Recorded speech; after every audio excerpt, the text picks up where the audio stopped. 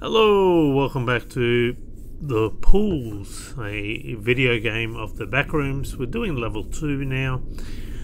As we saw in level 1, we basically just must have no-clipped into the Backrooms and have somehow travelled into the pool rooms, which is level 37. For those that don't know, the Backrooms is another dimension you can no-clip into. Originally, it was only 3 levels. It was a creepypasta. Didn't have... There was a hint of an entity, but it didn't really have... there wasn't any description of the entity. Eventually it became famous through Kane Pixel's YouTube channel, who brought it to life. True loyalists like to stick with the concept of an original 3 and no description on the entity. And I think this is why, even though the wheels have come off and now there's so many levels of the Backrooms, this is essentially why the Backrooms is, the pool rooms is famous among most people who like to talk about the Backrooms, because the pool rooms also is all about liminal spaces and just surviving in a mental nonsensical labyrinth of pool rooms. Again, with the idea, well, what do you do for food and how do I get out of this nonsensical place? Now I'm going to, oh, by the way, up there is, if you get up there, there's London Bells for some reason. Now there's a achievement where you get to have to fire 5 rings.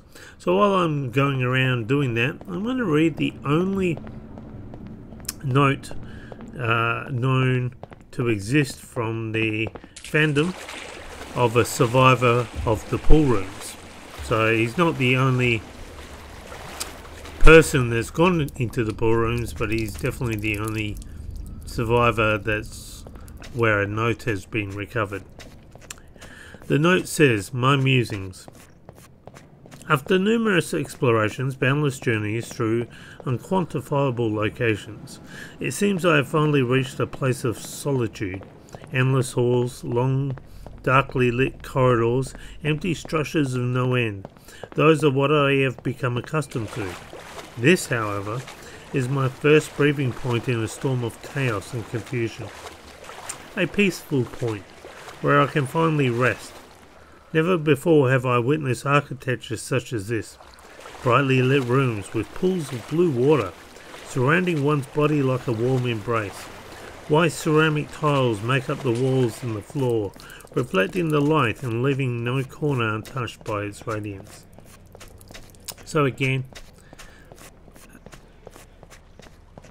and occasionally you can hear I guess sound anomalies, but again, we didn't no-clip, we actually no-clipped into the Backrooms and we've travelled into the pool rooms.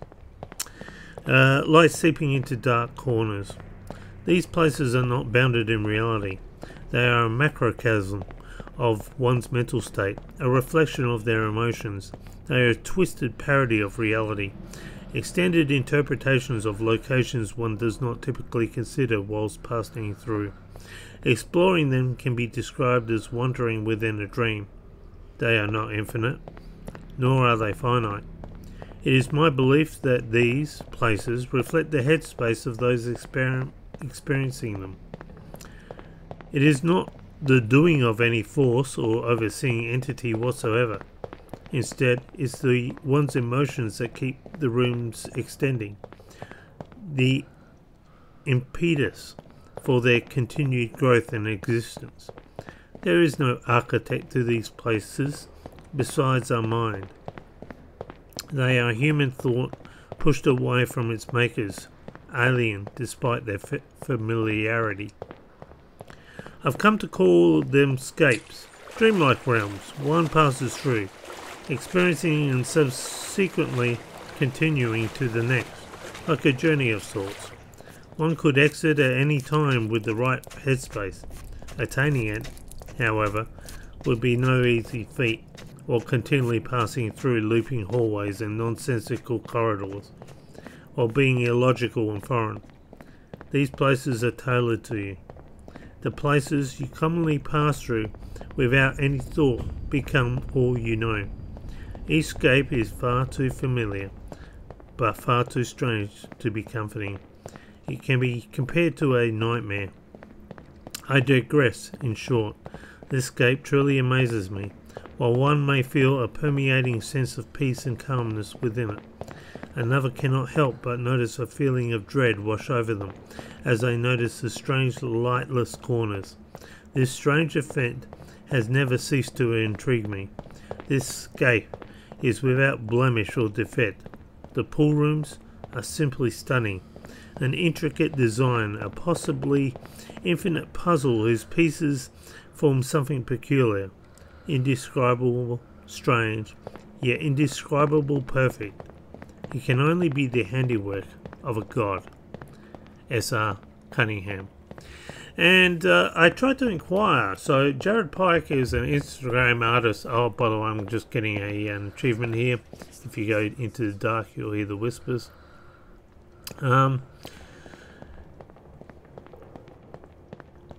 I inquired. So Jared Pike gave, I guess, life to the pool rooms through his Instagram artistry, designing this. I believe through inquiries that he might actually be the architect of the fandom of the pool rooms as well. So the note by S.R. Cunningham, you get an achievement knocking this duck as well, is actually he's devising. So he's the person, I believe, that has wrote the note.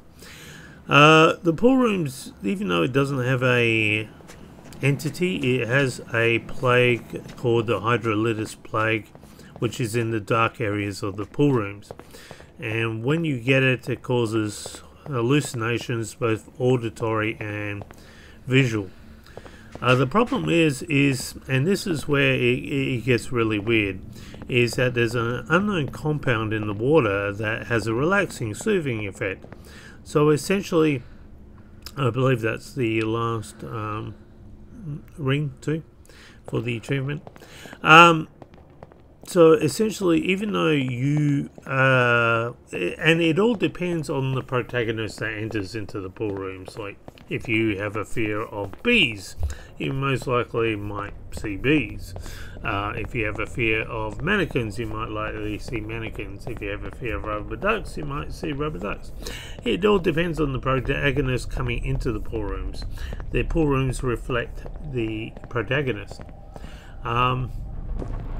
But what I find interesting is that even though you are coming across things that don't make sense, you might come across a rubber duck that makes no sense, and it's kind of foreboding in the way it just comes into your vision.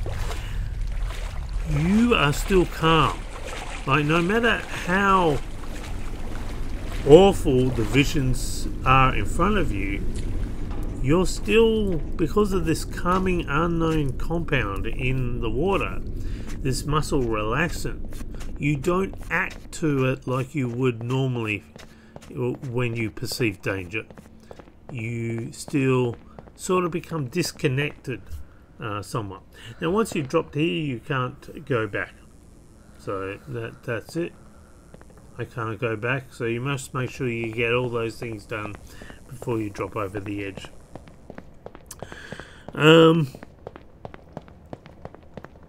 And again, you've just seen a time spatial anomaly.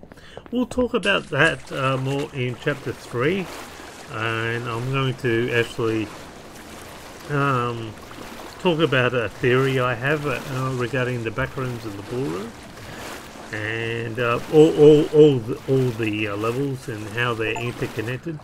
And so there's a special achievement where he brings give birth to a duck. Don't forget we got the Hydrolitis plague in level 1 when we went into a dark area.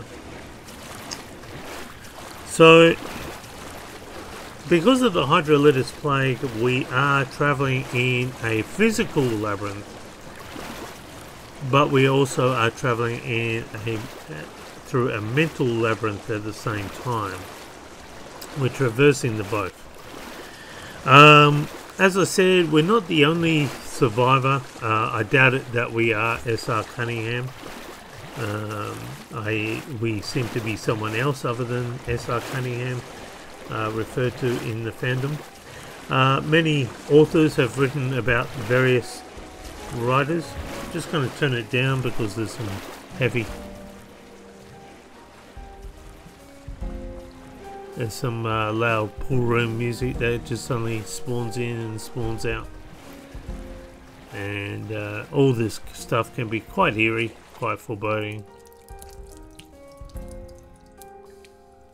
Again, sound acts very differently in the pool rooms. We'll talk about that later as well in another chapter. But I will give a theory, a very strong theory I have about the pool rooms. I'm the only one that has it, but I think it just turns everything on its head. But anyway, so other authors have written stories about survivors of the pool rooms. There's a book that you can buy on Kindle called Cyan Waters, written by Antonio Melonio. He talks about someone he came up with called Vuk Petrovic, who is a survivor in the backrooms. Does he survive? I can't remember now. I wouldn't recommend the book. It's only a short story. The main character, the protagonist, isn't someone that you really care about.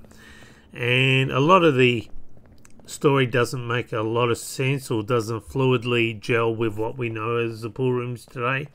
The pool rooms have changed over time. There used to be a main centre. There used to be a room where apparently food kept resupplying every hour. And of course, when you've got a law open to the general community, everyone just adds their 2 bits.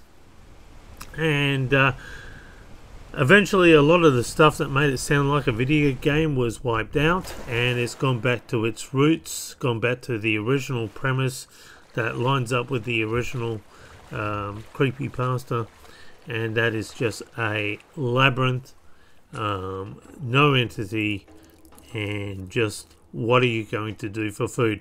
Why I brought up the idea of Cyan Waters, the book, is because there is an interesting part in there where Vuk Petrovic actually eats a newspaper to keep himself alive that bit longer. That's how hard and incredibly desperate he was in needing nourishment. But anyway, we've come to the end of level 2. If you do follow everything that I've shown you, you will get all the achievements on level 2. And this is the end of level 2. We come down here and we now enter into level 3 of the pool rooms, or the pool game anyway. And we seem to be going deeper and deeper into the pool rooms too, I might add. Like we fell down and now we've gone down a slide. Well, until next time, guys, see you for level 4. Till then, bye for now.